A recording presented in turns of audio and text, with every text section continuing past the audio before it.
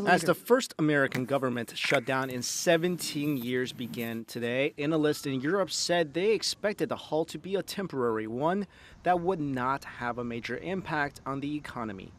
I expect the shutdown will probably be resolved in the next few days. It won't be resolved immediately, and I think Congress has understood this isn't going to have huge implications for the economy in the short term, and behaving a bit like a petulant child. If you know the consequences aren't major, you just do, they're just making their point pretty much, and it will be resolved. It's not that significant in the long term. It won't have a major impact. Where it may have an impact is it may create uncertainty. The longer it does drag on, the more impact it will have, because it'll have consequences on consumers' confidence. The unemployment rate ticks up as you've got government workers who aren't employed. And it'll probably create a bit more uncertainty about the budget crisis that's looming at the middle of this month as well. So the longer it drags on, it potentially may become more material. I don't think the Fed will begin tapering. A few months ago, they were indicating they would be tapering by October, but you've got a case right now where unemployment is remaining very sticky. New jobs being created are just attracting new people to the labor force, back into the labor force. So that's resulting in the unemployment rate staying significantly higher than the Fed wants it.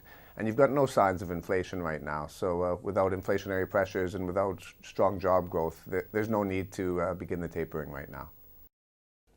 Well, I'm not really concerned over the political situation in the U.S. We've seen it before. They talked about these threats many times, and I'm sure that in one way they're gonna solve it. Okay. You know, there is a sentiment of déjà vu in the market, but I'm not sure it's going to last.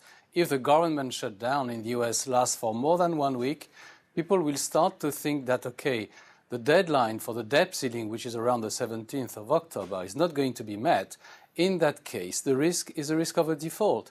And I think that in that case, we might have a very negative reaction from the equity markets and a positive reaction from the bond markets, which is kind of paradoxical, but we know how it works. US treasuries always benefit when there is a rise of systemic risk. Look, we are Tuesday. Rendezvous next Tuesday. If the prospect is no agreement, in that case, I think equity markets are going to start to slide down.